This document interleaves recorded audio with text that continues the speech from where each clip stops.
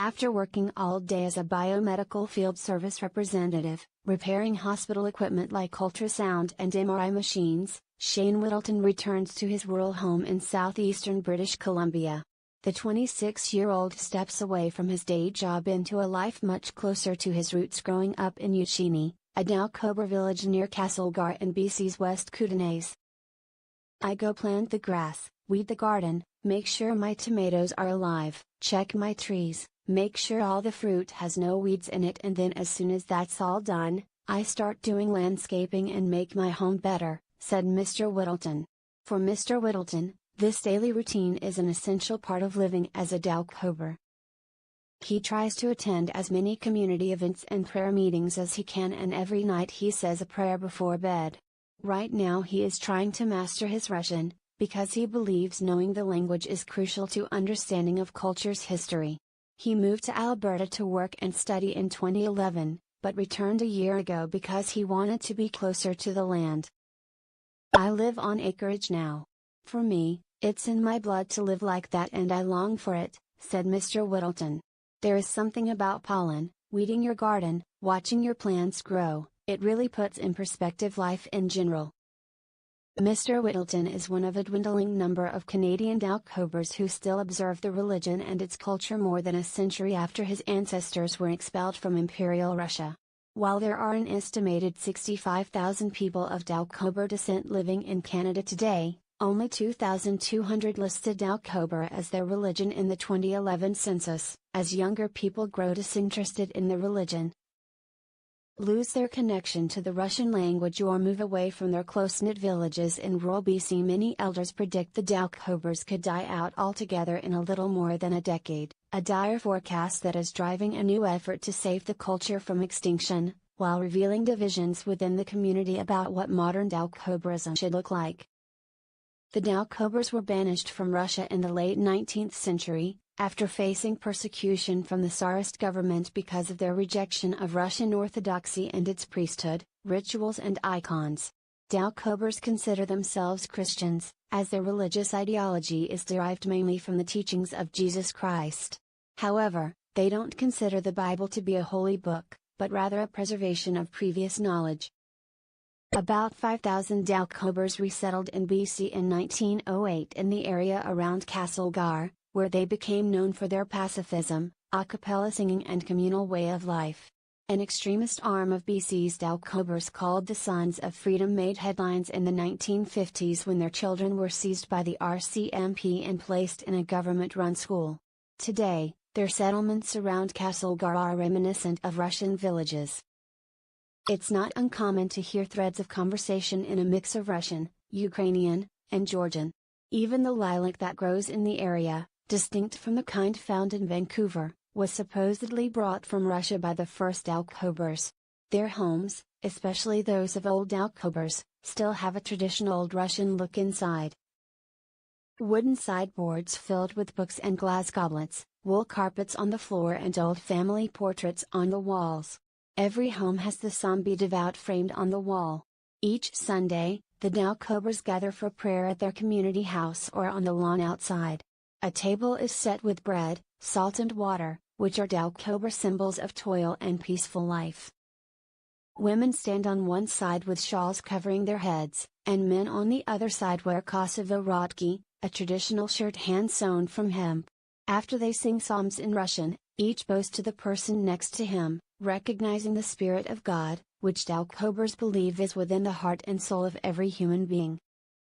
Concerns about the future of these communities came to a head earlier this year at the annual celebration for Doukhobors of BC, the Union of Youth Festival, held in May.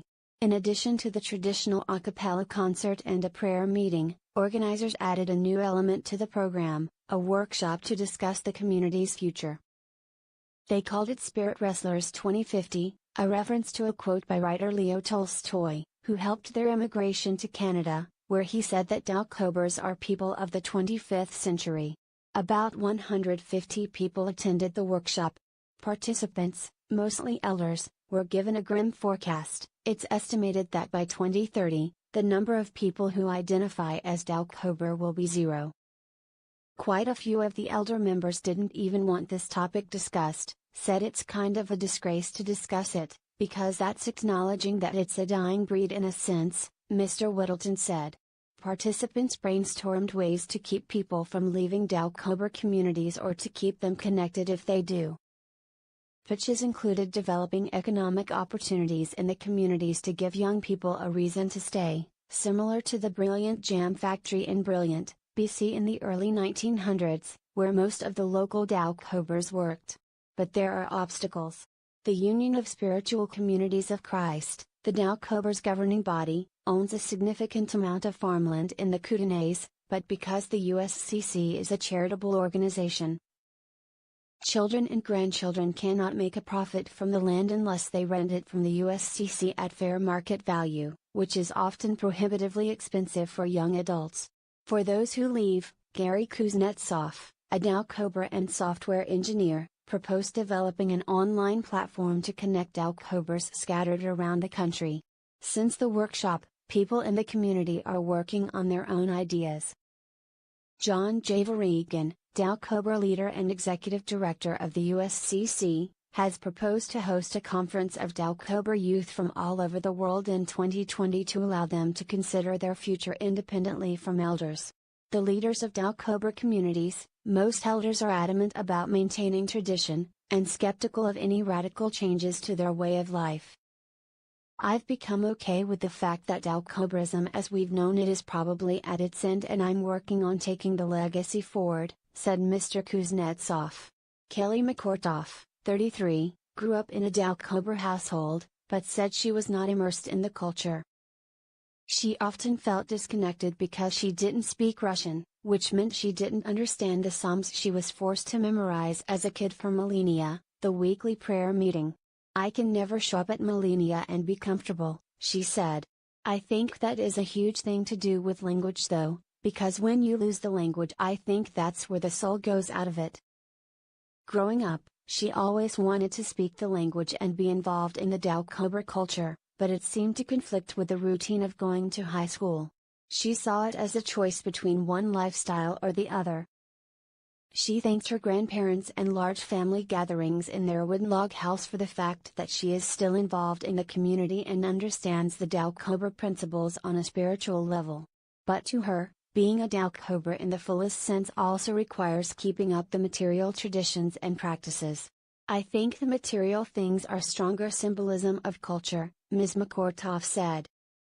Rather than outwardly acting the physical culture of being a Doukhober, I am spiritually living it in a more independent way. I would love to have both. Today, she doesn't go to millennia anymore because she doesn't know any of the prayers or songs. For many people in the community, being a practicing Doukhober means participating in community gatherings, being involved in a choir and regularly attending prayer meetings. But Ms. McCourtoff's grandfather, Fred, disagrees that Doukhoberism depends on what he considers material things. He said the youth will only be able to carry the culture forward if they focus on the spiritual aspects, rather than just customs and traditions. If they have the spirit, that part in them, it will succeed. If they do it just on a secular level and change habits and how we do things, it'll be just changing one form to another form, no spiritual development, and that's what the Doukhobors need at this point in time, Mr. McCourtoff said.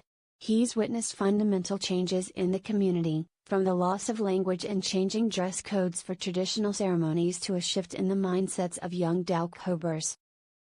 The trajectory seems to be inexorably set for the sect known as the Doukhobors to soon become a footnote in history, he said.